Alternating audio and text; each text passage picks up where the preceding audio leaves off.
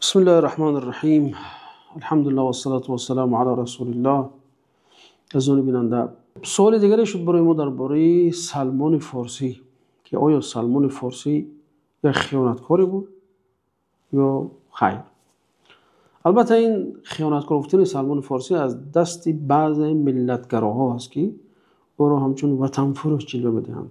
برای آنکه ما این حقیقت را کشف کنیم دوستان که آیا در حقیقت همین دشمنای اساسی سلمان که اونها زردشتی‌ها هستند، مراجعت کردیم به کتاب دانشنامه مزدوی اسنو که شما در اکران دیده شده به نام واژه‌نامه توضیحی آیین زردشت.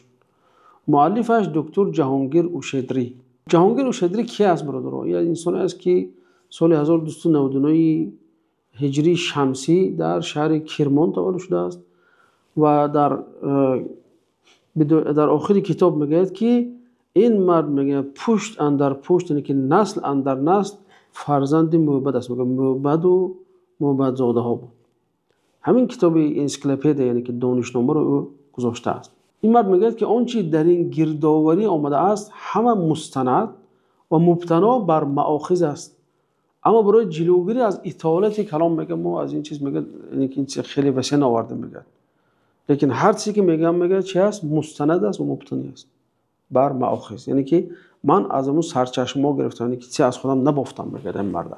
خب یک جای دیگه میگه که در این کتاب یعنی که میگه که ما آگاهی بیشتر درباره اهورامزدای و پیامبر زردشت و کتاب مقدس اوستای و غیره بعد میگه که نامهای خاصی کسانی که به گونه به مزدای اسنا و تاریخ آن پیوند و بستگی داشتند، خب و ایزیدان و امشاسپندان و نیروهای اهورایی که میگه در کیش زردشتی بزرگ بودند و دیوان و اهریمن‌های و فلان جاهایی که نام بعضی جاها میگه مثل دریاهای و کوههای و نام بعضی شهرها و دیگرها رو ذکر کردیم، یعنی که در همین دانشنامه میگه ما این چیز رو ذکر کردیم، از جمله سلمان رو نیز ذکر کرده است. خب یعنی که بس به اون که به همین تاریخ پیوندی دارد سلمان فارسی. خب چی گفته از درباره سلمان فارسی؟ آیا سلمان فارسی رو این شخص که منافق گفته است یا اینکه خبرکش گفته است یا اینکه این شخص توهین کرده است در حق سلمان فارسی یا نه؟ بیاید مراجعه میکنیم به کتاب بیا صحیفه مخصص درباره سلمان فارسی. خیلی دیگه در اینجا در صحیفه 329 میگه که سلمان فارسی از مشاهیر صحابه و یاران پیامبر اسلام بود. اصلی وی به قول از جی اصفهان و به قول دیگر از رام هرمز بود.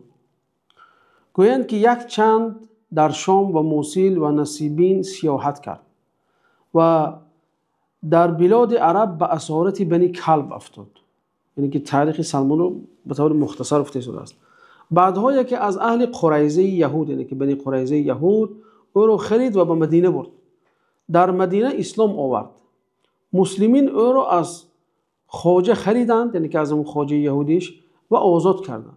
یعنی ببینید چقدر اسلام دینی است که برای ترغیب میکنه، تشویق میکنه برای غلام ها رو آزاد کردن و ببینید ملتچگی و قومچگی و نجات پرستی ندارد که سلمانی که از کدام فارس آمده است پول جمع میکنن او رو از دست یک یهودی خریداری میکنن، اون خویشتواری ندارن، نزدیکی ندارن با.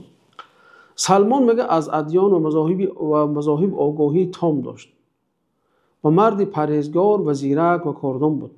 اینشون در جنگ خندق بدونیم که همگی وقتی که مسلمان ها مثلا ندونستن که چقدر با دشمن رو یورویی کنن، دشمن خیلی عدد زیاد داشت، سلمان فارسی مشوره دارن که ما در وقت فارس جنگ میشد ما کندک میکنیم. عربا دیگر شکلی کنده رو خنده کردن یا خندق کردن، کندک میکفتیم و دیگر دشمن اونجا نمیتونست که وارد شهر شود و حالا در مدینه جایی که خندق گفتگی هستن موجود است و مسجد هم خیلی بزرگی از اونجا زیارت میشه، جایی که اونجا صحابه جمع شدند. خب میگن که گویند که در آخر عمر حکومت مدائن داشت. این نکته عطفه بین برادران. در زمان عمر بن الخطاب و عثمان بن عفان این مرد حاکم شهر مدائن تیسفون بود، همون جایی که خسرو ایران میشه. وقتی مسلمان ها اون رو فتح کردن، سلمان چی شد؟ حاکم همون شهر شد. و دیگر این ملتچی های و این قومچی های و اونایی که مثلا دوای نجات پرستی دارن میگن که سلمان بود که این کار کرد، سلمان بود که فروخت، سلمان بود که این کارو کرد، سلمان بود که راه ها رو با اونا دلالت کرد و اینا. یعنی سلمان یک مسلمانی بود، سلمان خیانتی به کسی نکرده است، بلکه اون زمان یک زمانی بود که دیگه مردم فارس هم از این حکومت ظالمی خودشون بداد اومده بودند، از این حکومتی که طبقه گرایی رو پیش گرفته بود بداد اومده بودند، از اون بوج‌های وزنی که باری خلق بار کرده بود و اون ناعدالت مردم دیگر بداد اومده بودند برادران. یعنی هم حکم اون دینه که اونجا بود خیلی برای مردم وزنی می‌آورد. مثلا از اون جمله ما گفته بودیم که درباره حیض گفتیم که زن وقتی حیض میدید رو از جامعه تمام رونده میکردن، زنی که حیض میدید شیرش برای فرزند دادن حرام میکردن. مردم دیگه خسته شده بودن از این دین و از این مقصد حکومت داره اونها. بنابراین وقتی که فاتحان اومدن یک قسم زیادی مردم چه کردن، اونها با یک که آغوش گشاده پیشواز گرفتن. این نکته رو ما برادران دیدیم در بسیار جاها. مثلا همین عراق هم وقتی که آمریکا زد دیدیم که مردم، یعنی یک قسمی از مردم که جبر دیده بودن برآمدن آمریکا رو با گل و گلدسته پیشواز گرفتن.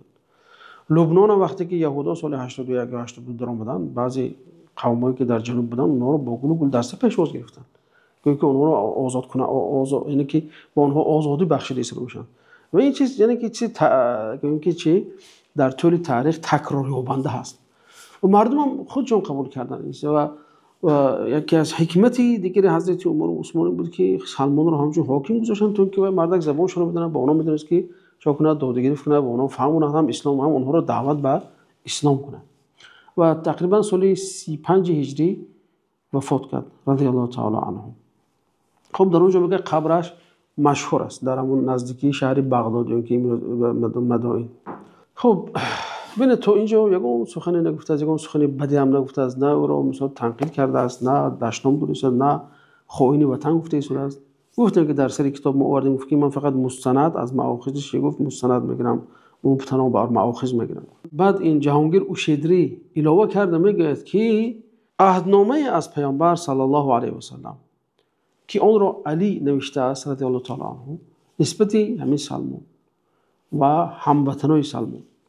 اینجا عالم هندوستانی به نام ماکنجی هاتریا سال 1851 در بمبئی همین که وصیت‌نامه رو به چاپ میرساند که از جمله در آن آمده است و سلمان از ماست، پس هیچ کس این وصیت را خلاف نکند. از آنچه از حفاظت و خوبی برای سلمان و اهل بیت و اولاد اوست بجا آورد، خواه اولادش اسلام قبول کند یا بر دین خود باشد. یعنی این وصیت گفته شده است که سلمان از ما هست، هیچ کس این وصیت را خلاف نکند، خب و با خوبی معامله کند با سلمان و کی سلمان گفت و اولاد و دوستای سلمان، یعنی که چه آنها در دین اسلام باشند و چه در دین خود باقی مانده باشند. میگه اینجا در پایان نامه میگه که این فرمان را علی ابن ابی طالب به امر رسول الله صلی الله علیه و سلم به حضور ابوبکر و عمر و عثمان و صهیب و بلال و مقداد و جماعت مؤمنین چقدر نوشت. یعنی این گویم که وصیت پیامبر به نسبت به سلمان و هموطنان سلمان بوده است.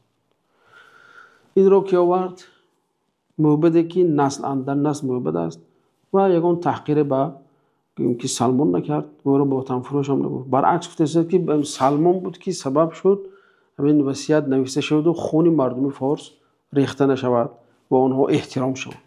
بنابراین آنهایی که میگن که سلمان وطن فروش است، سلمان خائن است، اونها دروغ میگن تا سخن موبدای خودشون قبول ندارن.